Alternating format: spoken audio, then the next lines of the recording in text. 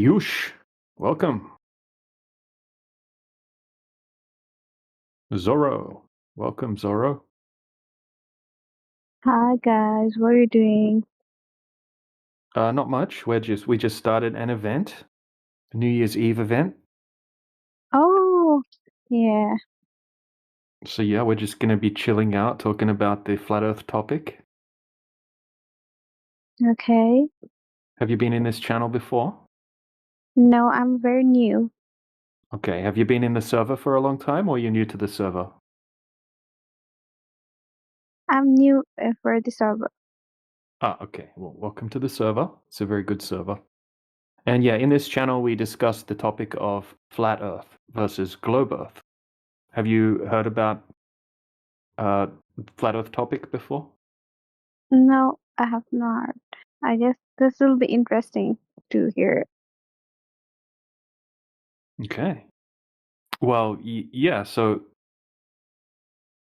you've heard of flat earthers before, though, right?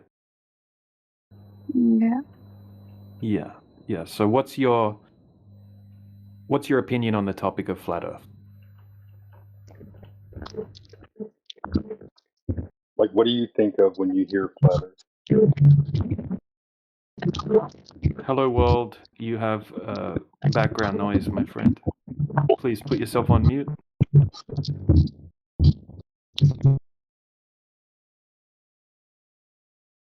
Tony, I swear to Yeah. God, So people are moving them into this channel, man. I still think that.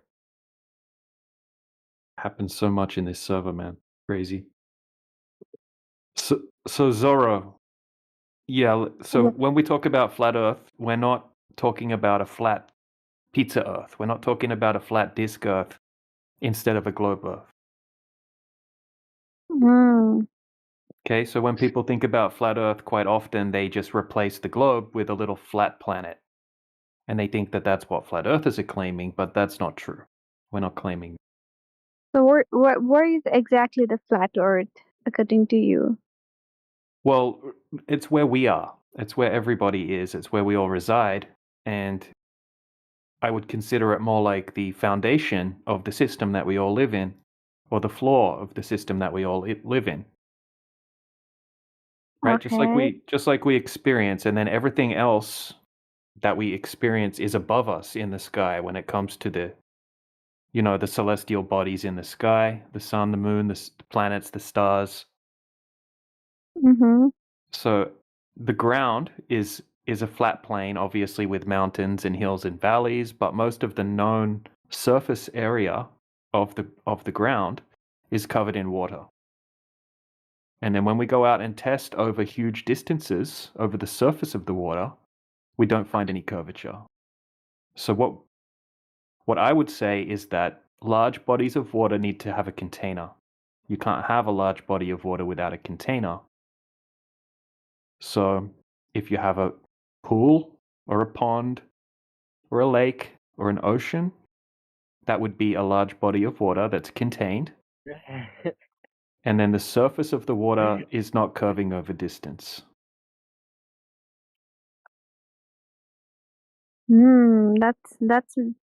That makes sense. Yeah, it's exactly what everybody experiences. But we've grown up being taught that what we experience isn't true, and that really that we're living on a ball in space that has water covering the outside or most of the outside of the globe. Yeah. So when we go out and test to see if the Earth is really a globe, we don't find any actual real world evidence that it's a globe. Yeah, we just heard about this, The Earth Yeah. that is oval, and yeah, we have been um Yeah, it's something that we're all taught from a young age, and most yeah. people have never questioned it, and they've never tested it, and they just believe it.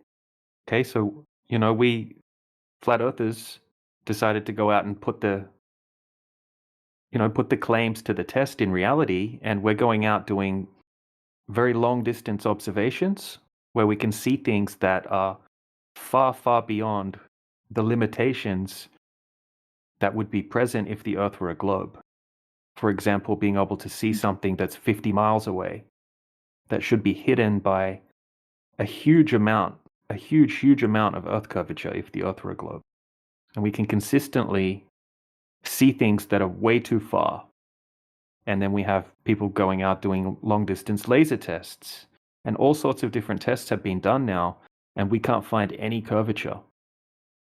And then we can't find anyone from the globe side that can provide us any proof that there is curvature on the Earth. Can I add something real quick? Yeah. Yeah, go ahead. For who's the person we're talking? Zorro. Zorro. Yeah. So you may be thinking about like all the other things in the sky, right? Like you start thinking about Jupiter and Mars and planets, all these things, the sun, the moon. We're focused on Earth. Okay, we're not denying that we don't see Jupiter in the sky, the moon. The moon goes through the phases. We see all the same things. We just don't ascribe a story to them. We don't sit there and make something up and then say, "Oh, it has to be." You can't verify it. That is what it is. We're focused on the Earth, right? Let's focus on what we can verify. Okay. That's all. Okay, I got that. It sounds interesting, you know. You all people are in same ideas or what? You have same points, or is there any alternative points, or like you agree? You all agree on that point that the Earth is flat.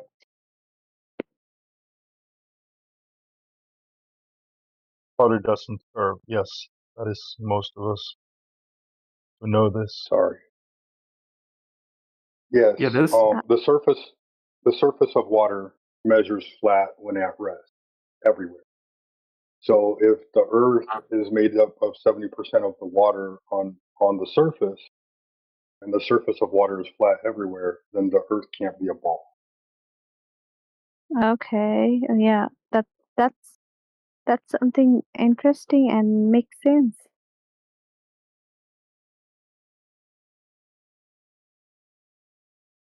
We can have a discussion on this, you know. If I think it's a very good point that You may think you have some silly questions, but please feel free to ask any question. And we'll be honest, if we don't know the answer, we'll say we don't. It's not a big.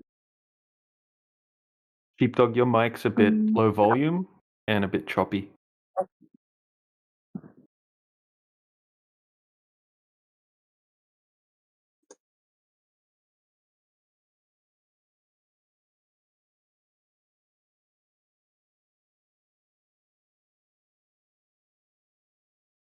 Yeah, so let us know if you have any questions, Zorro. I'm sure there's a whole bunch of questions like, what about this? What about that? How does this work? How does that work on a flat Earth?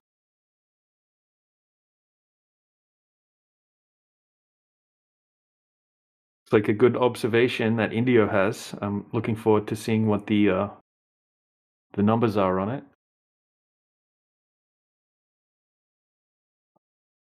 7 miles, 15 feet above sea level.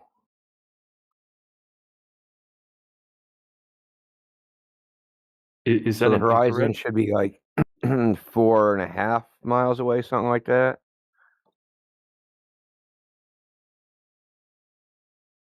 Yeah, so I got a bunch of stuff. That the thing is, I took a flight, and I happened to. So I also have there's a couple ships, and they've been anchored out there in Boston Harbor for I don't know, at least a month.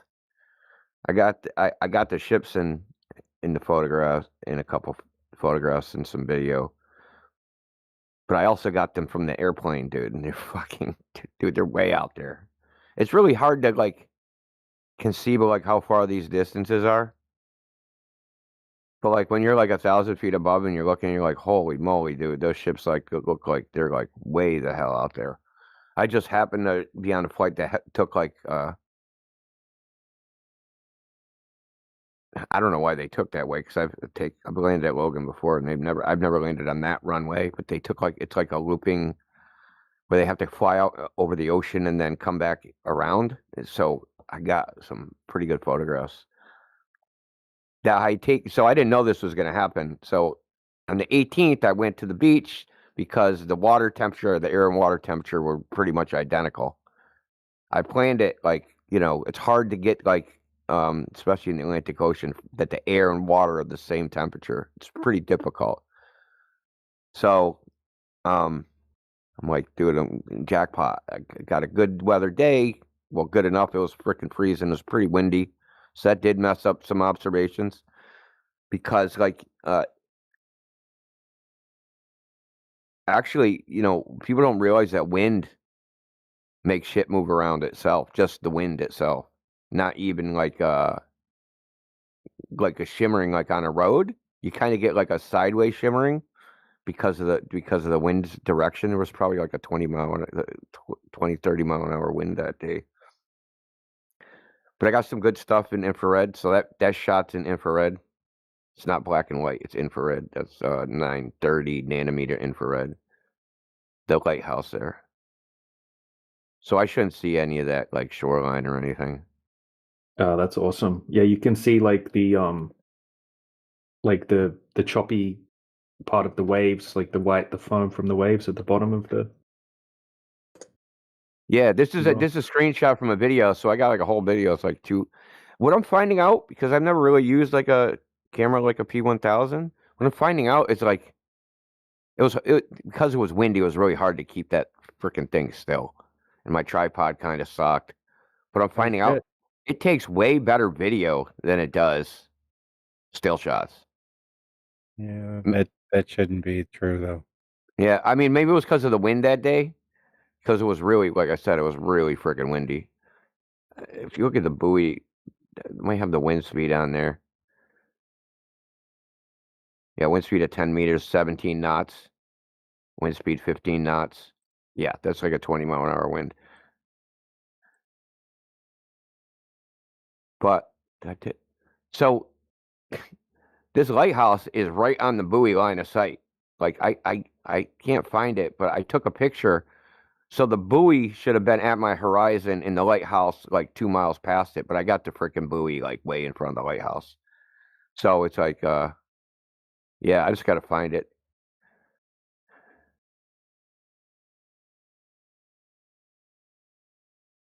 I also got, but you're right, it shouldn't, the still shots should be better. I don't have a lot of experience taking photography, so it's just still a work in progress. Yeah, I know what you mean. It's really difficult to keep it steady when you zoom out, unless you have like a really high end, like a gel head tripod or something like that. Yeah, that's the thing. Like, my friend has a bunch of tripods, and I'm like, man, let me use one of your tripods. He's like, yeah, okay. And I told him like 3 weeks in advance, like, bro, I gotta come get that tripod. Then when I get there, he's like, oh, I don't know where that is. Like, you motherfucker! Like, I've been playing this for 3 weeks now. You don't know where that shit is. So he did give me a tripod. It was like really crappy. It was like a fixed tripod, so you screw the camera on and it doesn't move. Right? The only way I could like pan it was like to unscrew it or screw it, and then it wasn't it wasn't really that stock. So the camera was kind of like wobbling, because of the wind. That's awful. Yeah, it was awful. I'm lucky I got this quality. Yeah. So yeah, I mean, like I said, work in progress. This is this year is, as far as I'm concerned, is a year just doing observations. That's all I'm doing all year. So this is Let me ask you this, Indio. what? Would you be willing to spend money on a tripod? Not a lot of money, but like if I sent you a link to, I have a good tripod. It cost me like $90. Yeah, that ain't a lot of money. No, it's not, and it can elevate your camera up to about 7. Yeah. I'll send you a link in the DM for like Okay. where I got it on Amazon. All right. I want to get one. Do you ever see a tripod where it's got a hook on the bottom? Yeah, I'm assuming the hook is for like a I've seen counterweight, those, right? and I've Aren't those? seen the stems invert too. Yeah, so that's why I want to try and get that, like, so I can like hang a counterweight to keep that, keep it like, anchored, so it doesn't. It's very stable.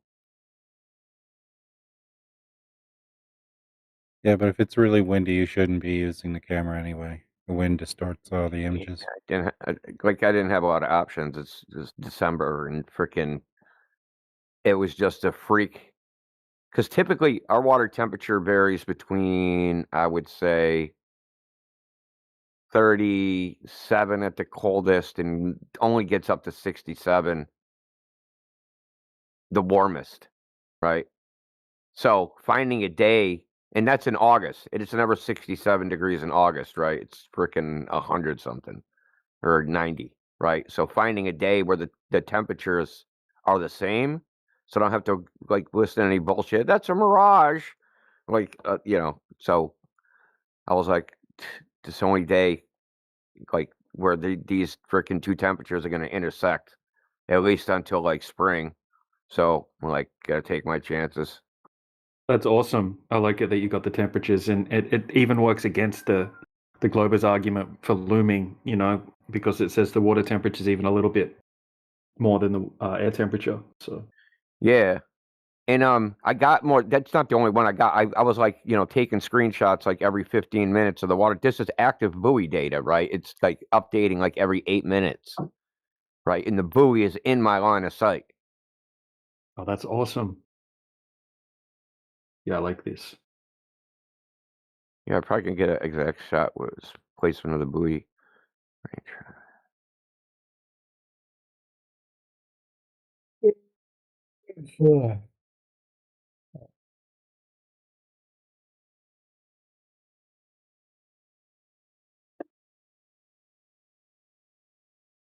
So what's it called? Graves Light Station or Lighthouse? Graves Lighthouse? Graves Light Station, yeah. Yeah, right. I'm gonna make a channel in my server in the observation section and put all this stuff in there. Oh, sweet. Now I also saw, so when I was coming in, I could see what's called the Bourne. It was either the Bourne or the Bourne of the Sagamore Bridge. They cross like the Cape Cod Canal, and I was only like maybe at 1,000 feet. That's like 50 miles away, easy. Hey, what's up, And Amina? There you go. and it's like blocked by trees. There's like trees and rolling hills between it, and I could see like the road deck.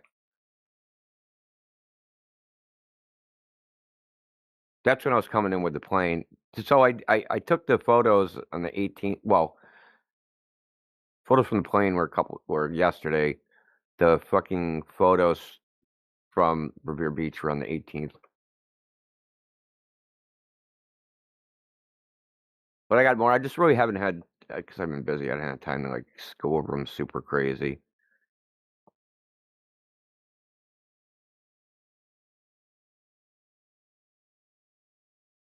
I also had to upload them to fucking Lightroom because I took them in RAW and like I have to get a, which is like Nikon's custom fucking file format. And I'm Yep, not, yep. I've got and a I'm running Windows 10, right? So if you just download, I have to go find a Windows 10 version of their, photo viewing software. Do you have footage of the zoom, like zooming out? Yeah. I got like it's like a 2 minute 20 2 minute 20-second video of like zooming in and out on different stuff I see. So I do like a horizontal pan, a right to left horizontal pan, capturing different things that were out there. I mean, like it wasn't like it was very hard to do anything because I was freaking freezing. It was very cold. My hands were frozen. So like there's like no method to the madness of how I took video and photographs. Just like, okay, I'm gonna try this. Okay, I'm gonna try this. So I just like tried a bunch of different crap, and like I got the lighthouse on. I know I got it on another video, but I haven't had like I have to go over it. So I do a horizontal pan. There's a bunch of crap. I don't know if the video is probably too big to upload into this.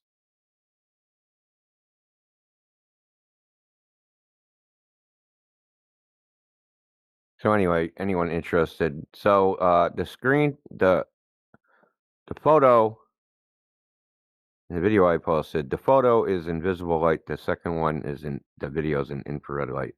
Right above it is the ship in its position, and then it's been anchored for. Because I actually have more photos that I took with it. Let me actually just post one of them where it's a 10-degree water temperature difference or air water temperature difference, and there's certainly like an inferior mirage that seems to like push the boat like down. But there's definitely like I'll post that too. So anyway, this boat's like 13 something miles. Ship, I should say, a boat. I think it is a common misperception that infrared negates the effects of miraging, because I think miraging still shows up depending on the gradient. Yeah, that's why I think miraging is a type of reflection. That's what I think it is. I don't think it's light dipping down into the freaking cold air and then bending back up. I just can't buy that for some reason. Yeah, that makes sense to me. And I'm in back chats with some of our friends regarding this, and it's always been kind of controversial. I mean, it seems controversial in the mainstream literature too. But yeah, the fact that you can see miraging in infrared and deep infrared at that, I'm like, ugh. I mean, it cuts through the shimmer, cuts through the haze. You can see through like mist and clouds and stuff, but well, not through clouds, but through like mist, but humidity. Yeah, but reflectivity does not depend on wavelength. Right. Because everything gets reflected. Like, right? Like I you can, think that like whole I radio. think the book on that shit needs to be rewritten. So because I've been looking at, so there's a bunch of people that do observations, and Pablo's dog, and like and just based upon like the plain truth, Sky Free, what's his name? Can't run the top of my head. I don't know, but there's a bunch of people that have been Heath Carmody. There's a bunch of people that have been consistently doing observations, and those observations don't match what the textbook says should be going on. It's just that simple. It just doesn't match it. There's like no way, because if they have the air and water temperature, they go out and they go, oh, there should like it's if you type in if you look up, hey, when is there an inferior mirage? Oh, there's a temperature inversion that that the air temperature is colder than the water temperature, whatever the reason is. And if it's the opposite, you see the opposite thing. But that's not actually holding up to scrutiny, but that's actually happening. That the observations are matching like temperature inversions or any other thing, right? It's just like, yes, the inferior mirages exist. They're happening, but they're not happening in the conditions that they say they should happen, right? And it's like, and there's a couple other things I've noticed is that like the miraging like has a depth to it. Have you noticed that? That Yeah, there's I think I depth know to what the you mean. miraging. There'll Right, be you can no see like the miraging in front surface of the depth. horizon, but there'll be miraging of objects. Like say like so what thing Pablo's dog has done, right, is like he keeps going in the same spot, right? And like sometimes you can see the miraging, like the horizon itself would be miraged, and then the oil rigs are past it, and then those will look miraged or squished, or you'll see all the way the horizon's past the oil rigs, and the oil rigs will look miraged, or they won't. But then if you look the background, like because there's mountains way, way, way in the background, and they have features, right? They have things on top of them. They have like a landslide thing where they used to do mining, right? And that way back there, way beyond what they're looking at, right?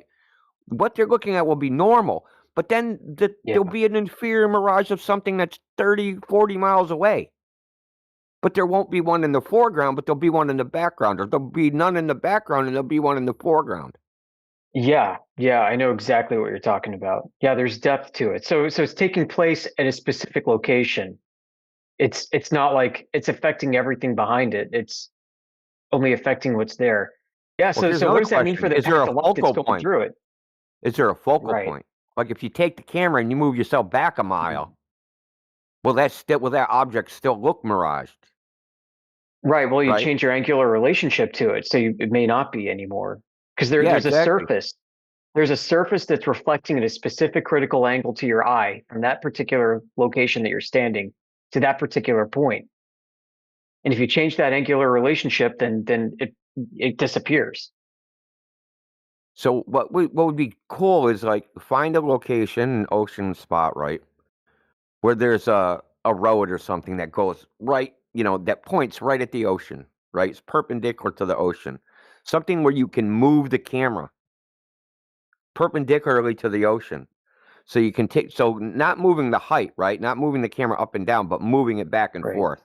See what I'm saying? Yeah, or laterally. Yeah, and say, hey, dude, at 100, like 5 miles away, I saw an inferior mirage, but then I moved the camera back a tenth of a mile, and that disappeared, and the inferior mirage moved to some other place, or it disappeared Hmm. altogether, right? Hmm. Well, we can see this at a smaller scale, I think, in that popular Yeah, GIF we have that shows them miraging over the road with the guardrails that curve back on themselves and the camera lifts up. yeah, yeah. So same deal. And you'd still see some elements of that miraging in infrared. Much of that would still reflect, just like radio would reflect, and whatever's happening there might reflect like VHF as Yeah, much as it does certainly, infrared. certainly. I mean, I I'm sure you're with me. The textbook answer ain't the answer.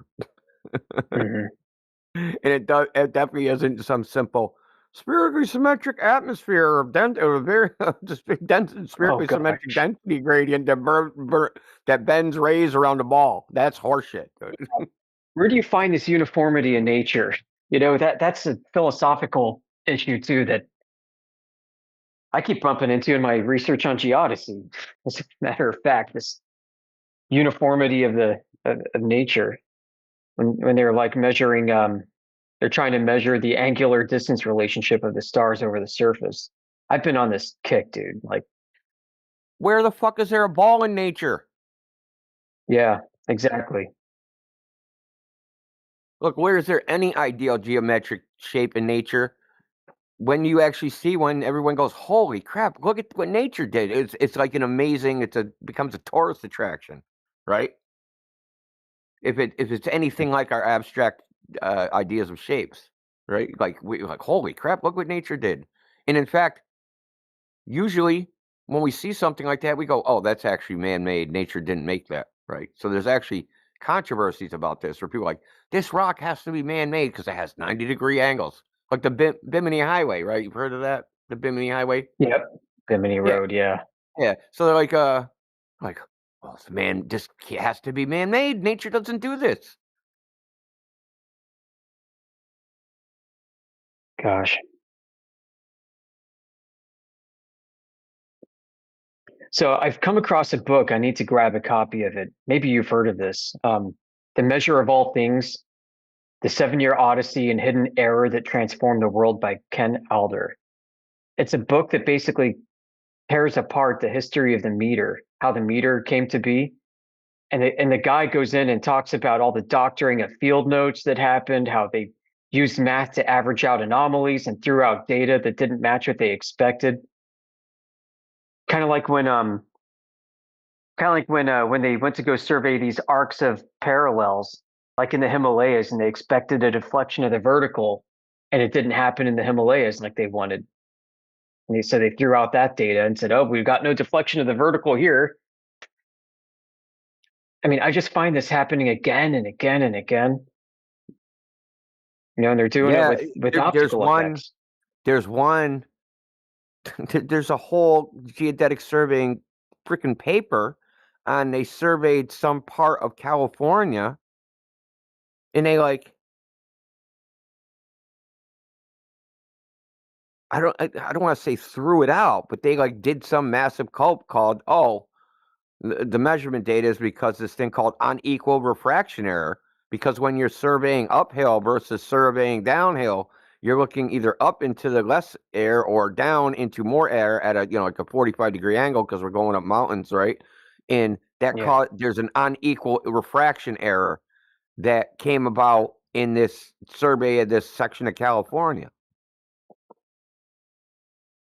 Well, I mean, that kind of makes sense to me that would be the case. Yeah, that makes sense to me too. But they only apply it to that one spot. Yeah. Yeah. You got all these local datums that have their own local rule sets for how the physics of optics and supposedly gravity behaves. You Yeah, got all that's these literally it. exceptions. Yeah, that's literally it.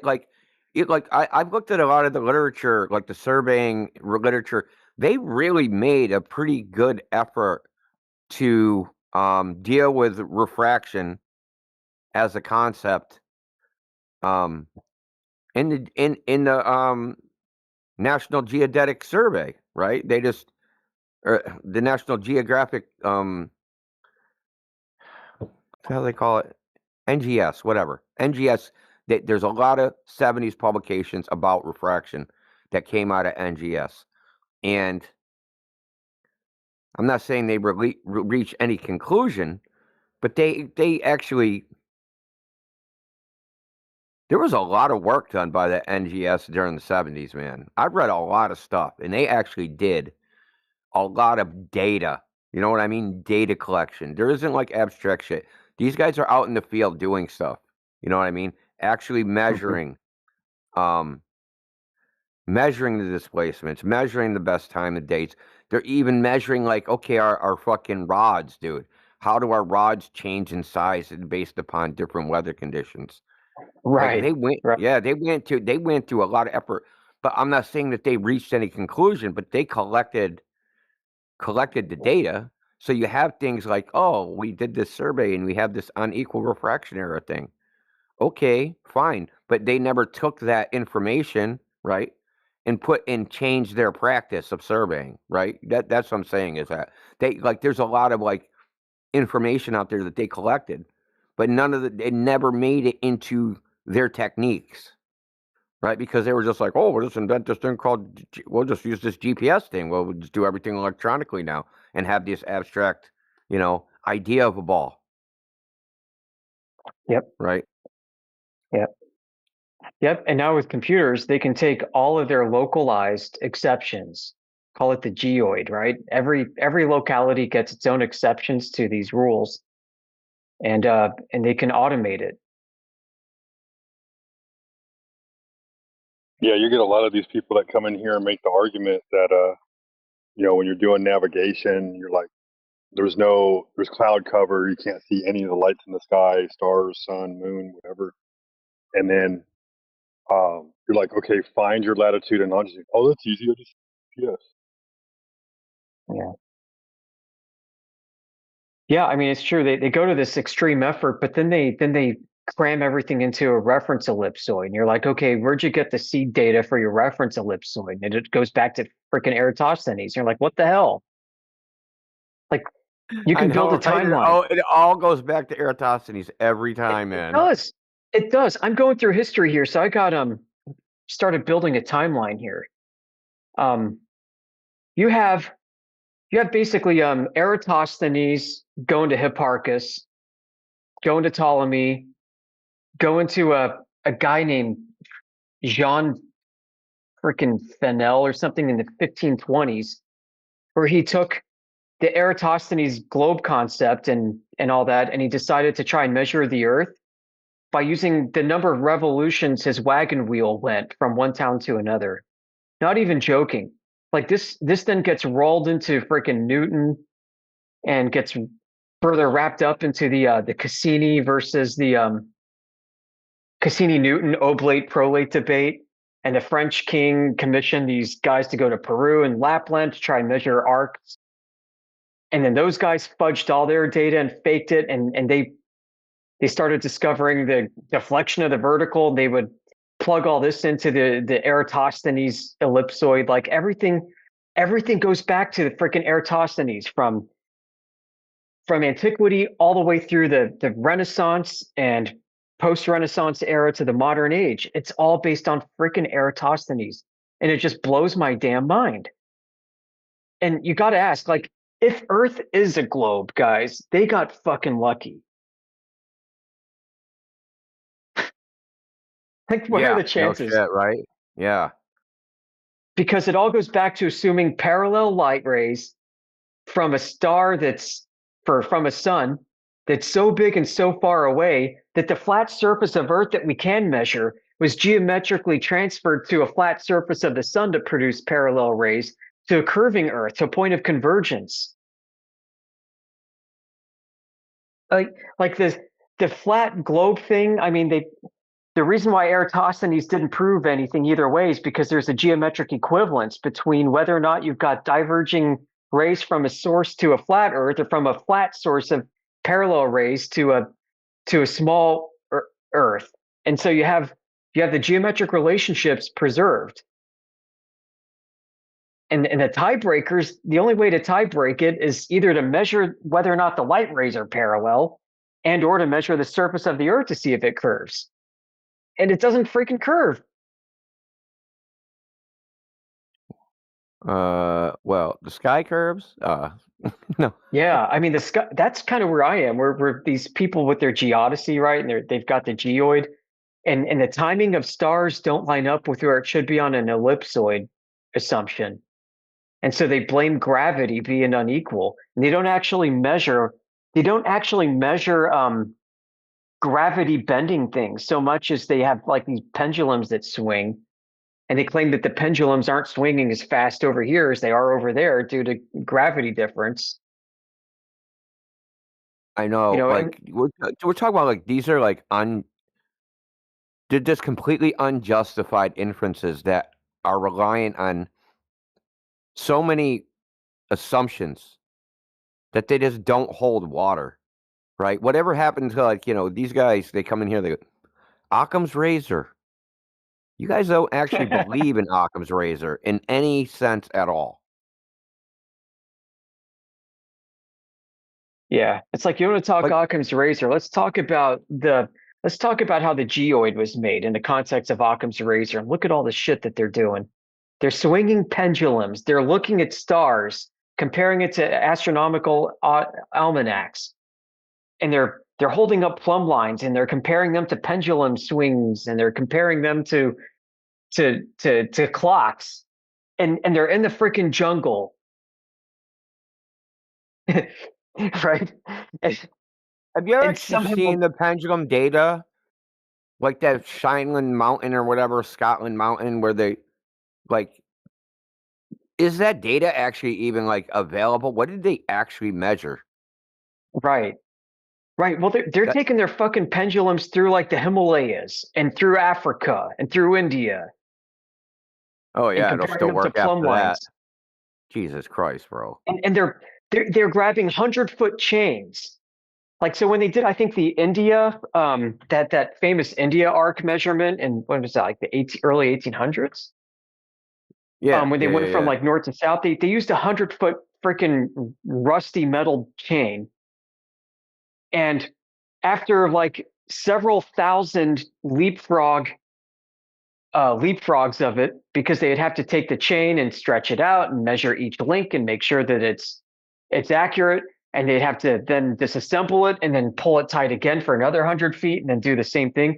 After doing this like 1,000 times or two, a new guy came in and said, this is too much. It's easier if we use a 10-foot chain instead. So then he goes like 10,000 iterations of this. And I'm like, Oh my really? God. Like, how much accuracy? Yeah, this is like what globers bring to us is the best evidence for measuring curvature of the Earth. You got a team of people going through like the freaking hinterlands of a relatively unexplored part of the world. They did this in India, and they did this in Africa, and they did this in Peru, in the Andes. Well, how about like and so the how do they EDM, control right? for elevation? Well, they use trigonometry, and yep. Anyway, Well, EDM, you got electronic distance measuring, right? You're yeah. like, okay, we're gonna measure the distance between the two theodolites, right? Using EDM. Now they have a max range, and the other technique is like using like a scintillometer. Huh. You haven't looked into that closely. But they're trying Okay. to measure an arc length. Yeah. You Yeah. see what I'm How are saying? you Like, doing that? what are they making like like I don't even know what you call it. Like how many sides to that polygon out there? You know what I mean? Yeah. Because between each EDM spots is a straight line, no Right. matter So you what. got. Yep. Yeah, so it's like and that's the same thing with the chain, right? Let's say, suppose they pulled the chain straight, which we know they can't, right? So they're Right. actually measuring a convex surface with a concave surface. Like, look at how cracked Dude, up you'd have to be, man. Do you even think and that how you're much doing that? I know you're taking flat segments and you're bending them at discrete angles and then calling it an arc. Well, I mean, when you pull the chain, it's going to have the catenary curve, right? So, like, that's the Right. concave surface, but they're measuring what they think is a convex surface with it. No, that's funny. I think they just keep it on the ground though. Yeah, but then what about the Still. topography? So they actually measuring the actual surface distance, like Right. the So they actual have a way surface to control distance? for that. I was reading about they basically add they do trigonometry, so they measure elevation heights using theodolites, and then they take a sample rate and then they use, like RMS or whatever to smooth it out over longer distances. That can't work. No, I know, but it's so fraught with error margins, so wide you could drive a school bus sideways through them. Is the point? Like, and then they claim that they've got like centimeter or millimeter accuracy, and then they claim that they've got sub arc second accuracy Yeah. with their observations. And I'm like, this is such bullshit. You guys are taking 100-foot chain through the wilderness, disassembling and reassembling it thousands of times over different elevation and different weather because it takes years. The chain's rusting, the chain's expanding, the chain's contracting, the chain's curving up, the chain's curving down. The people are getting tired. They're getting lazy. The chains are Dude, I love stretching. the one the arc of the parallel where they supposedly measured like whether the Earth was like an oblate ellipsoid or a prolate ellipsoid or whatever. Yeah. And they went down to freaking Ecuador, right? They did all this like in the South American jungle in the 1800s. No, they didn't. You can't get through that place now. Yeah. You think Yeah. you're freaking dragging a theodolite through the South American rainforest in the 1800s? Dude, Like, I'm with you no, you're 100%. not, bro. That's what I wonder. Bro, And like, you can barely walk through the brush in the northeast freaking forest. You're not walking through the freaking rainforest down there with something. well, get this. In the 1730s, when the French king commissioned to figure out whether or not it's prolate or oblate and sent two teams, one to frickin' Lapland and the other to Peru in 1730s, spending years isolated and somehow coming out with proof that Earth is in fact an oblate spheroid because the distance angle relationship changed the further north you get, and you had to cover more distance in Lapland to get an angular rate of change than you did in Peru. It's like real. I want to see the freaking data. Yeah, that's probably Like classified. They probably invented 1730. classified data back then. Yep.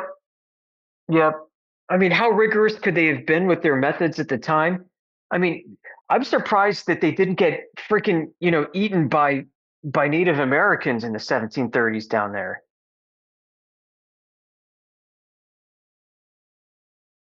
Yeah, I know. It's like, dude, the Native American. What about the diseases? Diseases, exactly. And yeah, you get a toothache and you die from tooth cavity. So something like, I saw something that said 80% of the people that live at the equator or below, south of that, have parasites, right? And like that's why the life expectancy is so low because eventually, basically, you just get eaten alive by parasites. Eventually, everybody does. And right, so you're gonna have a Yeah. bunch of white dudes that have no concept of like anything to even treat any type of parasite, and like the water parasites, like all the stuff. Like I don't even know if boiling kills some parasites in certain stages. You know what I mean? And then even if you Right. boil it, it's not like they are doing like white glove treatment on shit. Like it's not even feasible to even do that and survive. Right? You can't like Right. they're not washing their hands after at every freaking meal. I mean, Yeah. it And the seems surveyors that they were super. sent were like French aristocracy. So like what survival training did they freaking have? Yeah, man. I think these are like they're all this shit like the aristocracy thing that just made like a light bulb go on. That's right. All these so-called scientists and botanists and they all come from the aristocracy. Yeah. They live pampered, well, relatively pampered lives, but their lives are probably equivalent to like just a normie today. You know what I mean? Yep. Yep. And you're going to convince me that these guys, the French aristocracy, were going to freaking Lapland and spending years there, and going to Peru years there. Not speaking the language that everybody else speaks, not knowing where they are, not having any freaking type of. It's not like, oh shit, man, we forgot the sugar. Okay, let's go Right. back. Let's hop on the train and we'll go back a little ways and freaking grab some sugar and come back. No, it didn't work like that. You can't send somebody for the. No, you just like, shit, we're dead. No, Yeah. Right. Right. I mean, you what just to measure how much the stars rotate in the sky with respect to the distance you travel on the ground. You have to go to freaking Peru from France to do that. and then hold on, bro. And then let's say they do it. What are they even gonna do with that information? What good is it? Yeah, well, the French wanted to give the middle finger to the English and say, "See, we're right. Earth is a lemon and not a squished sphere." Yeah, it's an egg. Yeah, the cosmic egg. Yeah, Unbelievable. these French and their esoteric. Yeah. But like, there's no practical purpose. Now, nowadays, you could say, yeah, we need to know, with accuracy because we have technologies that can make use of them. Like, there's no way they could use that information for any practical purpose at that time, Hmm. especially not because of where they're doing it. That's only like those surveys are only valid for where they were. It isn't like you can take Right. their Lapland survey and be like, oh, let's just go to freaking we're going to build a train. We're going to build trains in the Himalayas, right, or across some other place, and we're going to base it upon the measurements we did in the Lapland, right? We're going to say, hey, this oblate ellipsoid thing, we're going to use that reference ellipsoid. We're going to use it over in the Himalayas. Like it wouldn't even work. So, which is why they have various datums, right? All Yeah. around the world. They have all these custom datums. There's no practical purpose for it in any way. What are you Yeah, gonna and then die for that? Oh, I want to die for that. right, and decades later, we find out that there are these optical effects that we understand better, and then so-called gravitational anomalies that we understand better, which should have been a part of those prior expeditions that they didn't know about, which would have affected the data that they presented to the public that was then used later. So, in other words, when they're out there like measuring horizontal using plumb lines and they're in the freaking mountains, but didn't know about the deflection of the vertical that came decades later, then how good is their data? So, I mean, it's just so bad. I've seen so many now lectures on geodesy, history of geodesy. They all go back to these fundamental uh, stories: Eratosthenes, Ptolemy, um, Newton, and then these French expeditions to settle it once and for all that 69 degrees or 69 miles are traversed for a 1 degree of rotation in the sky on average. Yeah. Like it goes back to this shit. And I'm like, really? That's the bet you're relying on. So did NASA rely on 1730s French era freaking dubious expeditions to Peru to conduct their rocket experiments and factor into their orbital mechanics equations and all that stuff? Because if they did, they got freaking lucky.